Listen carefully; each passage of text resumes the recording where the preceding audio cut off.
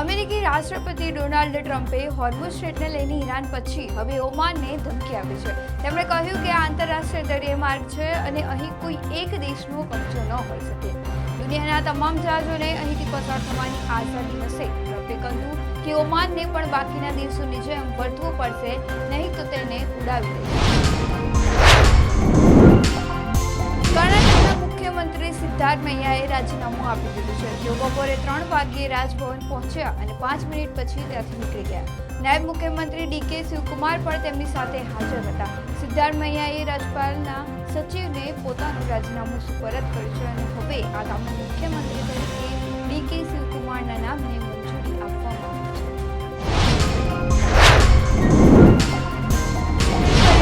લગભગ 1 મહિના બાદ મનપાના અધિકારીઓની વરણી શરૂ કરી દેવામાં આવી છે. ત્યારે આજે સુરતના મેયર માયાબેન માવાણીની વરણી થઈ છે. આ સાથે ડેપ્યુટી મેયર પદે સુધાકર ચૌધરી, સ્ટેન્ડિંગ કમિટીના ચેરમેન પદે રાજન પટેલ, શાસક પક્ષના નેતા અલ્પા મહેતા તથા દંડક પદે ઉર્મિલા ત્રિપાઠીના નામ જાહેર થયા.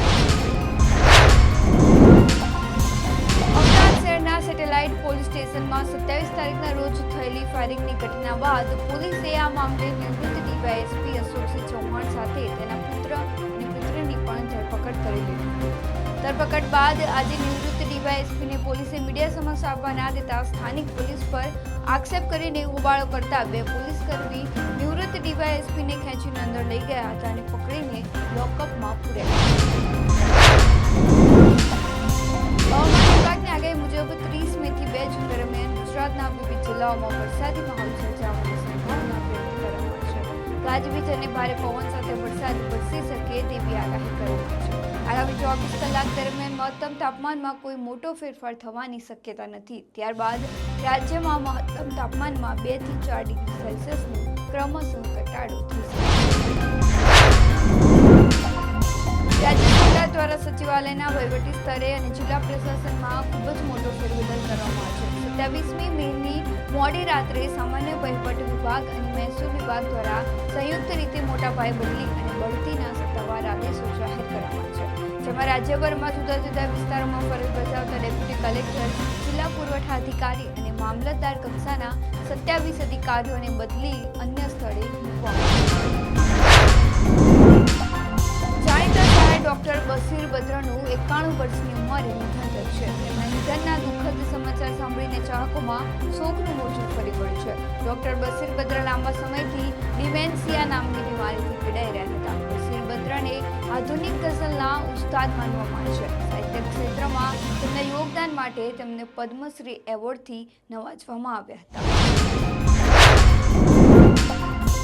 અમદાવાદમાં થોડા દિવસે ઘરમાંથી જ યુવતીનું અપહરણ થયાની ચોંકાવનારી ઘટના સામે આવી છે.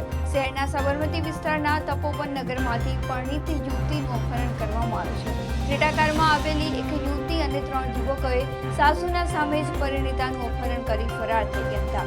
આ અપહરણ યુવતીના પૂર્વ પ્રેમીએ કર્યું હોવાની આશંકા વ્યક્ત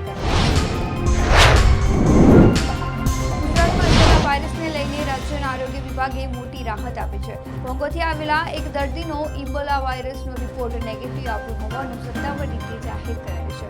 આ સાથે જ આરોગ્ય મંત્રી પ્રફુલ્લ પાનસેરિયાએ નાગરિકોને કોઈપણ પ્રકારનો ભય કે ગભરાટ ન રાખવા અને માત્ર સત્તાવાર માહિતી પર જ વિશ્વાસ રાખવા ચોમાસા પહેલા જ શહેરના વિવિધ વિસ્તારોમાં ભૂવા પડવાની શરૂઆત થઈ ગઈ છે. અનેક જગ્યાએ મસમોટા ભૂવા પડવાના બનાવો સામે આવ્યા છે. જેમાં વાડજમાં ઓવરબ્રિજ પાસે જ બ્રિજની કામગીરી વચ્ચે રસ્તો ધસી જતા મોટો ભૂવો પડ્યો હતો, જેના કારણે રસ્તો બંધ કરીને ટ્રાફિક ડાયવર્ટ કરાયો હતો અને સ્થાનિક લોકોને મુશ્કેલી